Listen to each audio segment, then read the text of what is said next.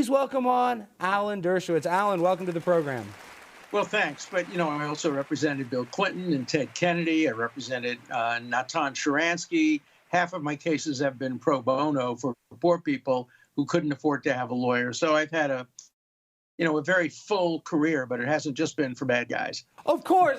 Oh, yeah, I definitely want to give you the props. I mean, it's only an hour-long show. I think it'd take days to name all of your high-profile clients. But listen, I know you have a new book entitled The Price of Principle, How Putting Honesty and Consistency Above Partisanship and How Hypocrisy Costs Jobs, Reputation, and even friendships. So kind of tell us, what have you lost? I know for you it's considered more controversial for you to basically represent Donald Trump than Jeffrey Epstein. So kind of tell us about the book, and why is that the case in your opinion, Alan? Well, I've represented mass murderers. I've represented some of the most dangerous and worst people in the world. The only case I ever lost friends over was Donald Trump. And there I was defending the Constitution of the United States, which says in clear language that to be impeached, you have to commit treason or bribery or other high crimes and misdemeanors. And he wasn't impeached for any of those things. He was impeached for alleged abuse of power. So I was defending the Constitution, and my wife and I lost all of our acquaintances on Martha's Vineyard.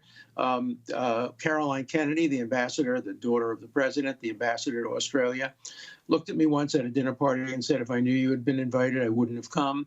My wife was in a gym working out, and some woman walked in and said, oh, that's Alan Dershowitz's wife. I can't stay in the same room with her. It just Larry David started screaming and yelling at me, saying, you're disgusting, you're disgusting. Wow. That's, the kind of intolerance that we see from the woke hard left. And it's not going to affect me. I'm going to continue to represent controversial people right and left. But it really did affect my family, my wife, my children, my grandchildren. And that's just tragically what's happening in America. We're so divided.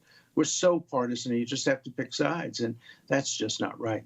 No, you're exactly right. And Alan, a little bit about me. I'm not just a comedian, talk show host. I'm actually a licensed bail bondsman. I grew up in the bail bond business. And so I've got now, personally, I've been the surety on murderers. And for somebody that, I understand that these people are awarded this by the Constitution, and you are doing your constitutional duty to, obviously represent them. So I respect that as an attorney. As a bail bondsman, why an attorney has to do that. But has there been a client that you had to turn down and you said, I will not represent you?